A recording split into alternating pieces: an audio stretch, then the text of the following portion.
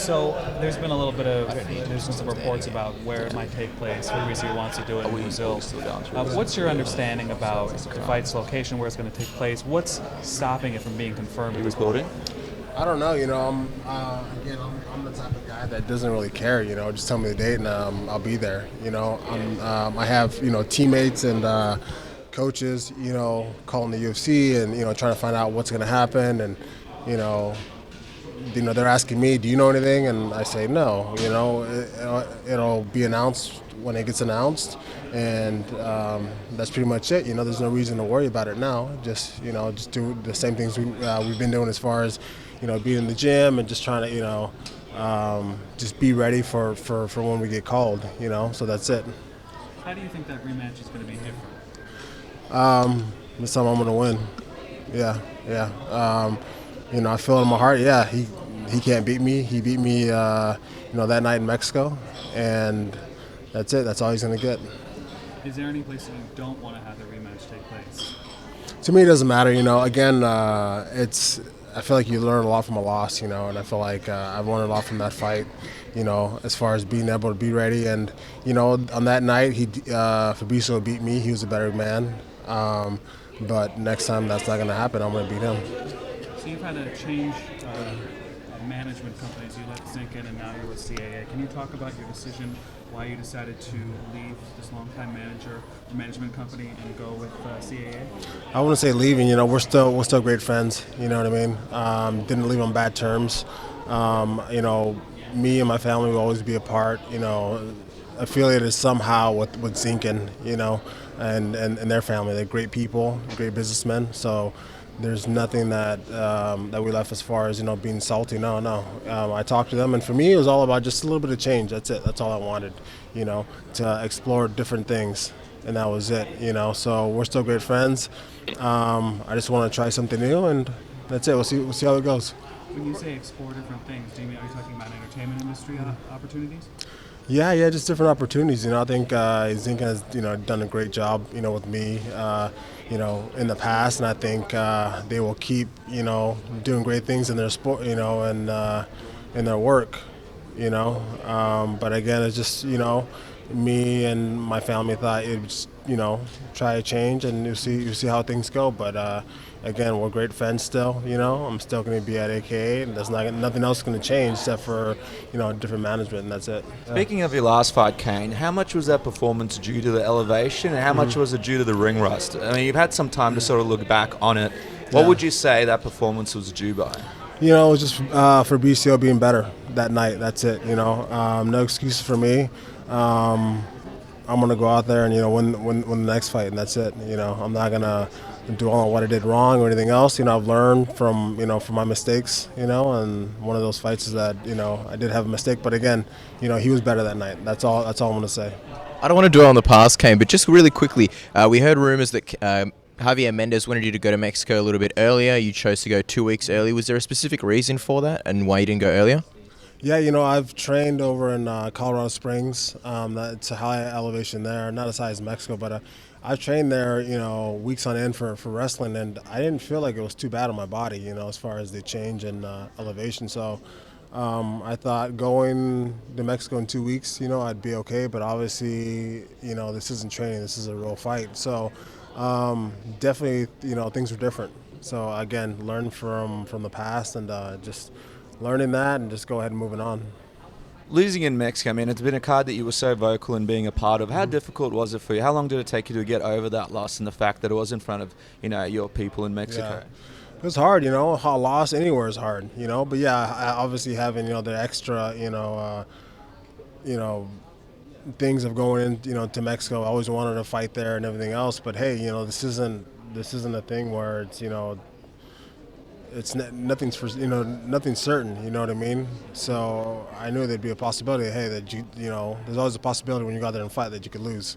And for me doing that, in front of the fans over there, it sucked, it does. But, just thank God I get a second chance, and I'm going to make that chance count. Would you be apprehensive about fighting in Mexico in the future, or do you feel like it's something you have to do to sort of get a win in front of your people? I would do it. Yeah, definitely. Yeah, obviously being better prepared next time. Obviously, yeah, I'd do it in a heartbeat. A few months ago, we mentioned that Fedor would be coming back to action out of retirement. When you heard that, did you ever think, hey, I'd like to fight him? No, I didn't think it. For me, being a big fan of his, when he was in Pride and just his whole career, I've always had a lot of respect for him. It's something where for me, it's not a thing that I want to fight, my heroes or anything else like that, But if he did go in there and it did match up, then yeah, definitely. But something that for me it's more so I just wanted to see what would happen. I wasn't sure if he was going to come to the UFC or not. Stipe's fighting Arlovski, and of course JDS is versing Overeem. A bit of a logjam in the division. Out of those two fights, who do you think deserves a possible shot, you or Werdum, depending on who wins in your rematch? We'll see. We'll see who looks better that night. I think whoever has the better performance, of the four fighters. I think any one of them could definitely be the next guy. Definitely. If Junior beats Overeem and assuming you beat Werdum, do you think the UFC would do you versus Junior again? Why not? Yeah, we had the trilogy, but I never took that possibility out of my mind that we could fight again. That's definitely a possibility. In that Junior Dos Santos Overeem fight, who do you think is going to win that one? Because it's an interesting fight. I mean, Overeem has had a bit of a resurgence. JDS hasn't kind of looked the same lately. Who do you think is going to win that one? I think as far as Junior, man, being him and keeping the fight where he wants to keep it. This fight stays on the feet, which I think it will. The punching power of Junior, I think he'll win the fight. Cain, you've proven in the past with both JDS and with Bigfoot that you're a master of making adjustments after coming back from losses. What adjustments will you be making with Werdum and coming forward into that? Yeah, just winning the next fight. That's it. I think I did everything right. I think I won the first round, and then I kind of he got the better of me after that. But I've already made the necessary adjustments. I mean, it's going to happen. I'm going to go out there and win this next fight. Do you do much studying of the tape, of going back and looking at the fights and stuff like that? Yeah, definitely you have to. Again, you just pick all the things that you did wrong. Even in a win, you go out there, you look at the fights that you've won also, and just pick out what you've done wrong or what you think you did wrong, what you think you can improve on. And I think that's how you get better, not just even if you win going out there and just not even looking at that tape because you won. No, pick out the stuff that you think you can improve on and get better that way also. But yeah. How do you bounce back mentally from losses?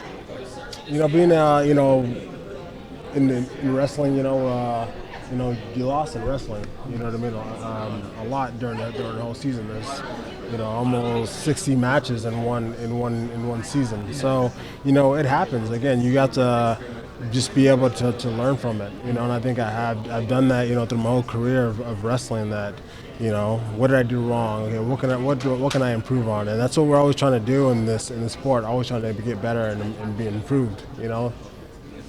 Okay, just wanted to get your thoughts. The heavyweight division recently got smaller. What do you think about Cro Cop retiring again?